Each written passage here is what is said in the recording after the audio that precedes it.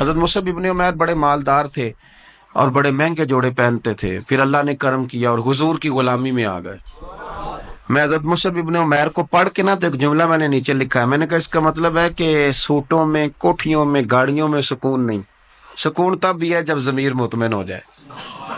مالدار آدمی تھے پر یہاں پھٹے پرانے کپڑوں میں آ گئے، اس لیے کہ وہاں سب کچھ تھا، دل مطمئن نہیں تھا۔ تو پہلے حبشہ گئے ہجرت کر کے، پھر مکے واپس آئے، نوجوان آدمی، بوڑھا آدمی نہیں، جوان۔ نبی پاک صلی اللہ علیہ وسلم نے ڈیوٹی لگائی، فرمایا مدینے مجھ سے پہلے جاؤ، جا کے تبلیغ کرو۔ یہ وہاں گئے، کسی کے گھر میں، حضرت اسد بن زرارہ رضی اللہ تعالیٰ عنہ کے گھر میں ڈیرا لگایا۔ وہاں بنی ظفر کا ایک گھر تھا، ایک حضرت اسد بن زرارہ کا، وہاں تبلیغ کرتے، دین بتاتے۔ جوان آدمی اور امیر آدمی، منت کرنے کی کیا ضرورت ہے؟ کسی کی منت کرنے کی کیا ضرورت ہے؟ پر دروازے رسول پہ آئے نا۔ حیدر شاہ اس گلی کدے نہ رولتی، پر ہن تے رولتی رول گئی نا۔ آئے نا تو آ کے حضور کی بارگاہ سے پیغام لے کے یہاں پہنچ گئے۔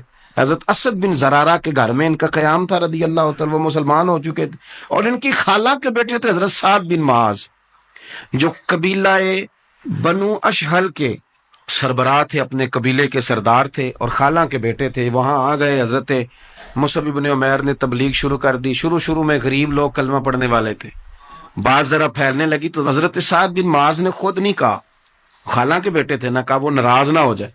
حضرت سید ابن حدیر کو بلایا اور بلا کے کہنے لگے یار تو جا، میرا وہ خالہ کا بیٹا ہے، میں کوئی بات کروں گا تو وہ ناراض ہو جائے گا، جا سمجھا، وہ ہمارے سادہ لوگوں کو کہہ رہے ہیں کہ تمہارے باپ دادا بھی گمراہ تھے، بت پوجتے تھے، واپس آؤ، تو وہ تو ایک نئی دراریں ڈالے، جا کے۔ اب وہ بھی سردار بندے تھے، تو دوسرا یہ کہ اگر کوئی کسی کو اشتعال دلا کے بھیجے، وہ کسی کو کہہ کے بھیجے کہ جا کے کمال کر دے، تو ہی ہے جو اٹھا سکے۔ تو آپ کو پتہ ہے چودھری صاحب کو تو 3 دفعہ چودھری صحیح کر کے کہہ دیں تو کام ویسے ہی اللہ ماشاءاللہ اوپر چلا جاتا ہے۔ چودھری صاحب کہتے ہیں میں چودھری بن کے دکھانا ہے، وہ ہو ہی نہیں سکتا۔ سیٹھ صاحب کو 2-4 دفعہ یہ آپ نے کہنا ہے آپ سیٹھ صاحب ہیں، تو معاملہ جو ہے وہ اوپر چلا جاتا ہے۔ یہ جوان بچے ہیں، ان کو آپ کہہ دیں کہ اتنا تو جوان ہے اور فلانا تجھے بات کر گیا ہے، تو پہلے بیچارہ چاہے بھول بھی گیا ہو، وہ چلا جاتا ہے گھر سے بندوق لینے۔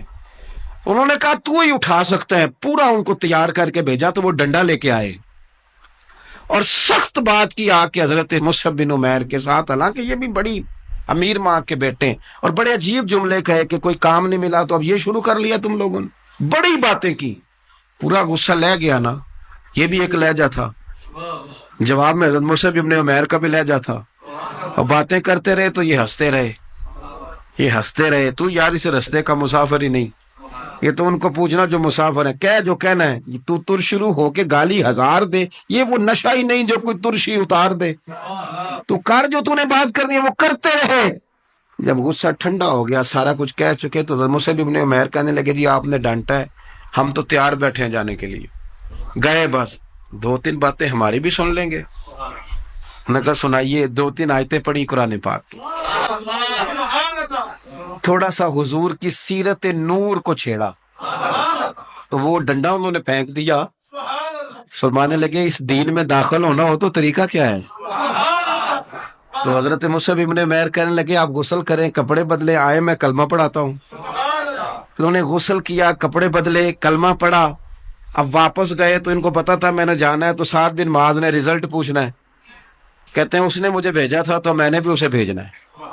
کہتے ہیں میں نے جا کے کہا اس قبیلے کا، قبیلہ بنی حارثہ کے ساتھ مقابلہ چلتا تھا، کہتے ہیں میں نے بھی اسی طرح کی سٹوری سنائی جا کے۔ حالانکہ حضرت سعد بن معاذ کہتے ہیں جب یہ آ رہے تھے نا واپس، تو میں سمجھ رہا تھا بندہ وہ نہیں جو میں نے بھیجا تھا، اس میں کوئی انقلاب آ گیا، تبدیلی آ گئی۔ آ کے کہنے لگے یار تیری وہ خالہ کا بیٹا ہے، میں نے کیا مقابلہ کرنا ہے، وہ تو بنو حارثہ والے بھی لڑ رہے ہیں، تمہارا شریکہ بھی لڑائی کر رہا ہے، تو تم جاؤ ان کو بھی منع کرو اور اپنے شریکے کو بھی کہو کہ یہ ہمارے گھر کا مسئلہ ہے، ہم خود نمٹ لیں گے، تم جاؤ۔ کہتے ہیں میں نے کہا اچھا اگر تجھ سے بھی نہیں نہ ہوا تو اب مجھے ہی 2 ہاتھ کرنے پڑیں گے۔ آستینیں چڑھا لی، ڈنڈا پکڑ لیا، کہتے ہیں گیا اور جا کے جو مجھ سے ہو سکتا تھا میں نے کہا، جب میں پوری طرح کہہ چکا نا، اب وہاں تو لہجہ بدل چکا تھا نا۔ حضرت سیدنا مصعب ابن عمیر تو طے کر لیا تھا نا، سیکھا تھا نا حضور سے، تو معاملہ بڑا انفرادی تھا، رنگ ہی بڑا انوکھا تھا، کہے جس نے جو کہنا ہے۔ اب یہاں تو معاملہ دوسری طرح کا ہوگا. پوری کہتے ہیں میں نے بات کر لی تو وہ میں نے کہا جاتے ہو کہ نہیں؟ کہنے لگے جی جانا ہے. جانا کیوں نہیں؟ تاری ماڑ اڑانا باہو اسی تو ایک گئی اڈن آ رہے تیار بیٹھے. ہمیں مدینے والے نے کہا تھا حبشہ جاؤ تو گئے تھے, واپس مکے آؤ تو آئے تھے, اب یہاں بھیجا ہے تو تاڑی مار اڑانا باہو اسی تے اگے ہی اڈن ہارے.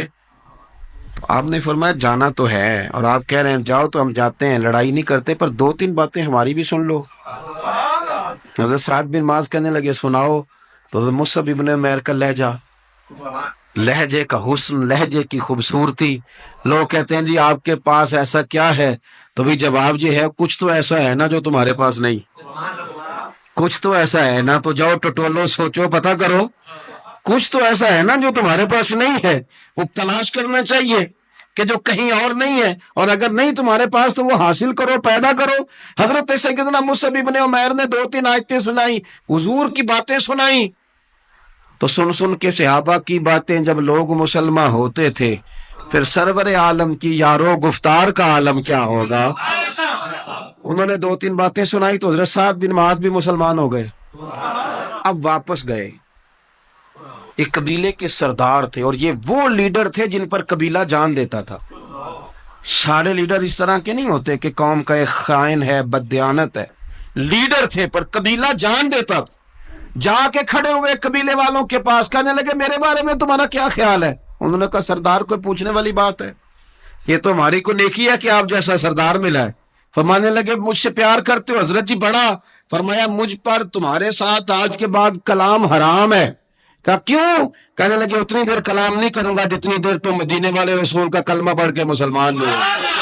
تو حضرت سعد بن معاذ نے سارا قبیلہ مسلمان کر لیا. حضرت سید ابن حدیر بھی مسلمان ہو گئے, اور اتنا بڑا ماحول بن گیا مدینے میں کہ جہاں 12-13 لوگ کلمہ پڑھتے تھے, 70 لوگ اگلے سال حضور کی بارگاہ میں گئے, حضور اب ہماری جمعیت بن گئی, یا آپ تشریف لائیں. اگر سارے اس میں کردار دیکھو گے تو حضور کے کرم سے جو لہجہ دیا تھا نا اللہ نے حضرت مصعب ابن عمیر کو, یہ اس لہجے نے, اس کچھ ان کے خلق نے کر لی اور کچھ ان کے پیار نے کر لی. مسخر اس طرح دنیا شہ ابرار نے کر لی.